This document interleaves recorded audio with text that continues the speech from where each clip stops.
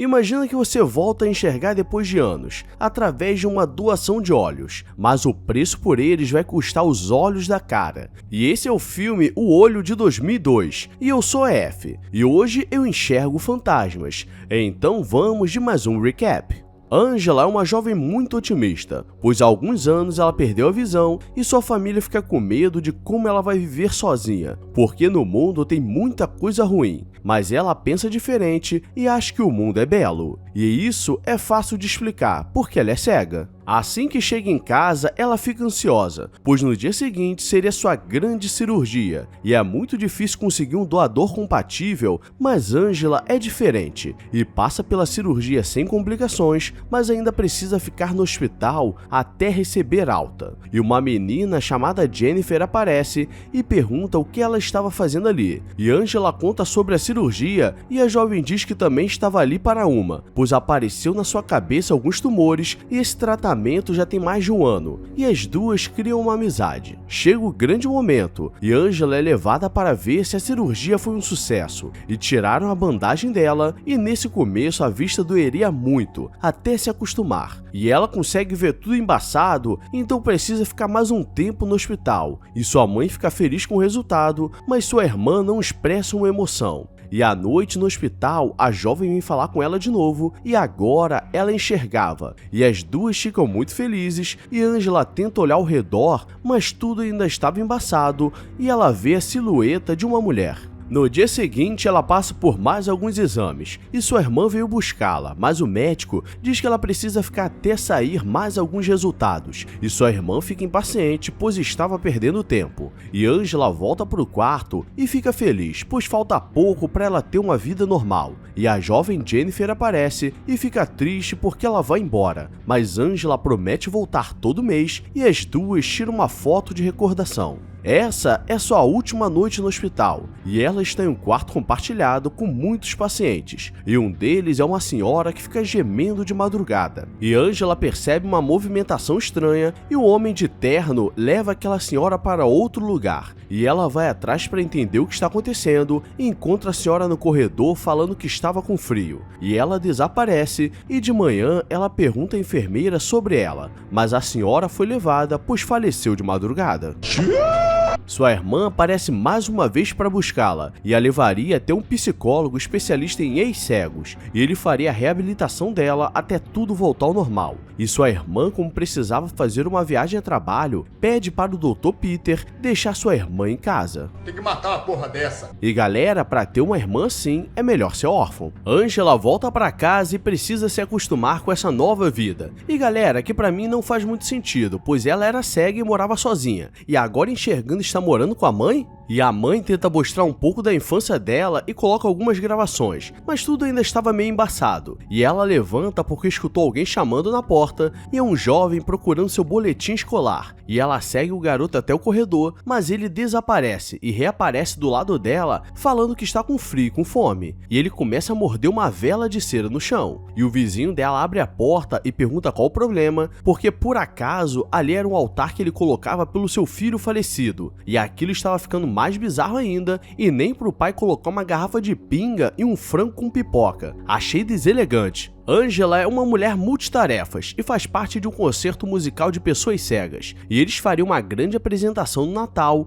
e nisso receberiam fundos de investimento. O problema é que esse não é seu dia, e o diretor diz que agora que ela enxerga, não pode fazer parte do concerto, mesmo que ela tenha treinado o ano todo, e essa foi a sua primeira decepção do mundo real. Em casa, Angela não consegue dormir e escuta sons de objetos e pessoas, e olhando seu quarto, ela vê tudo mudando como se visse o lugar antes deles morarem ali. E mais tarde, ela visitaria Jennifer e na saída vê aquele jovem mais uma vez e diz pra ele não ficar triste. E sua mãe olha pelo olho mágico e não havia ninguém ali. E a mãe dela fica preocupada e vai falar com os vizinhos e chama um pastor. E ela descobre que o filho dele se faleceu. Angela chega no hospital e ela leva um presente pra menina, mas ela estava muito fraca por causa das sessões de quimioterapia. Mas era necessário para remover o tumor da cabeça dela. E depois se passa alguns dias e ela acorda vendo objetos fantasmas no seu quarto. E ela quase que pode senti-los. E naquele dia ela teria uma aula de caligrafia, pois nunca aprendeu a escrever. E ela teve tenta prestar atenção, mas o espírito de uma mulher vai pra cima dela e ela sai assustada. Então, ela corre para falar com o Dr. Peter, mas ele só chegaria mais tarde e ela precisa passar o tempo. E ela tenta comer em um restaurante perto, mas por todos os lados haviam pessoas fazendo coisas estranhas. E considerando o mundo atual, às vezes nem é fantasma. Já está na hora de voltar e ela atravessa a rua, mas vê um jovem atropelado. E ele estava no meio da multidão olhando o próprio corpo. E atrás dele aparece um homem de preto para o levar. E Angela fica assustada, mas por sorte Peter estava passando e a leva para o seu consultório. E Peter pergunta o que ela estava sentindo, pois poderia ser os olhos sendo rejeitados. E ela não tem muita opção e precisa contar a verdade, mas ele poderia achar que ela estava louca. Mas se ela não contar, com certeza vai ficar louca. E conta sobre os espíritos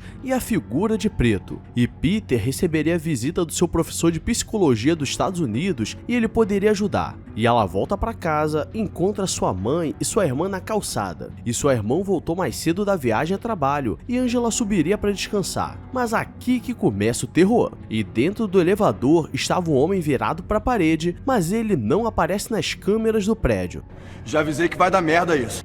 E ela, mesmo sabendo que vai dar merda, ela entra e tenta fingir que nada estava acontecendo, mas o velho começa a se aproximar e olha para ela. Eu gostaria de merendar. Porque ele sabe que ela estava o vendo e seu rosto estava esmagado. Ela sai correndo para o seu apartamento, mas a porta não abre, porque ela desceu em um andar anterior, e agora ela vai pelas escadas e aquele garoto estava procurando o boletim escolar dele, mas ela diz que não sabe de nada e ele pula da janela. E isso é assustador, porque provavelmente ele tirou nota ruim e pulou para não apanhar ou ficar de castigo. E finalmente ela chegou em casa, mas aquilo estava muito perturbador, e ela começa a tirar todas as lâmpadas para conseguir ficar no escuro igual a antes. E o Dr. Peter está falando com seu professor que acabou de chegar, e ele conta o relato da Angela, mas ele acha que ela estava ficando louca, e ele estava ficando louco em querer acreditar nela. E assim que ele sai, a mãe da Angela liga e diz que ela estava precisando de ajuda, e ele vai até o apartamento dela e a encontra no escuro tocando seu violino para tentar lembrar como era bom não enxergar. E Peter a leva até onde ela fazia seus ensaios e a coloca no meio dos cegos, e nenhum deles vê que ela estava ali.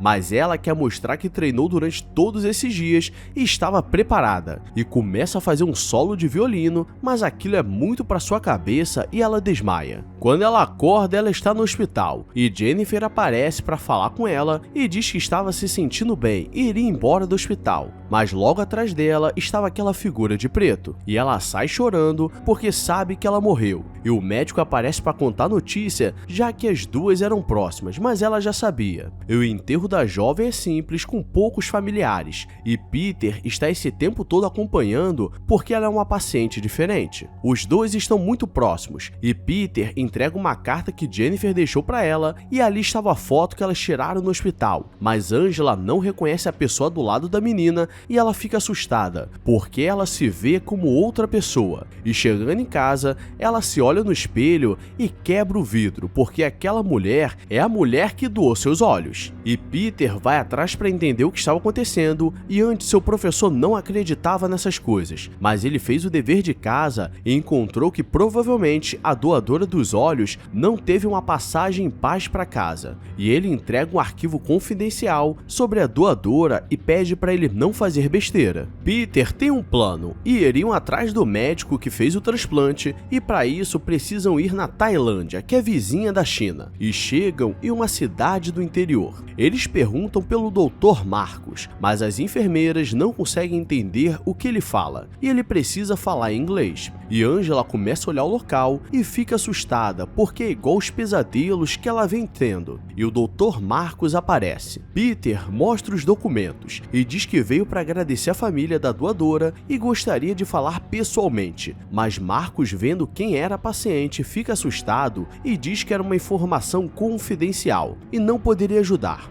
E Angela, mais uma vez sem saída, diz que estava enxergando o que a paciente enxergava, e ele decide conversar com os dois. Ele os leva até onde a jovem morava, e é um pequeno vilarejo, e as pessoas não gostavam da Júlia, pois ela costumava aparecer chorando na casa das pessoas e no dia seguinte alguém morria. Então todos achavam que ela que trazia a morte, e desde pequena ela sempre foi mal vista. E para entenderem melhor a história, vão até a casa dela e Marta, sua mãe, os recebe, mas fica em silêncio o tempo todo. Marcos foi um amigo de infância dela, mas sua família nunca gostou deles andarem juntos. E ele conta que antes da sua morte, ela começou a gritar como se estivesse se queimando, e os moradores jogaram água nela, e no dia seguinte aconteceu um grande incêndio que matou mais de 300 pessoas. E logo depois disso, ela se enforcou, e Angela consegue ver onde tudo aconteceu. Como já estava tarde, eles precisavam ficar em algum lugar, e Marta oferece o quarto da filha, mas de madrugada ela começa a ter pesadelos com a infância da jovem, e agora ela entende o que está acontecendo, e ela só precisava se despedir da mãe porque ela se arrependeu na hora do vamos ver. E Marta não quer reviver aquilo, e aqui vemos que essa Angela é uma calanga, porque ela sobe no quarto e amarra um lençol igual a filha dela, e tenta se falecer.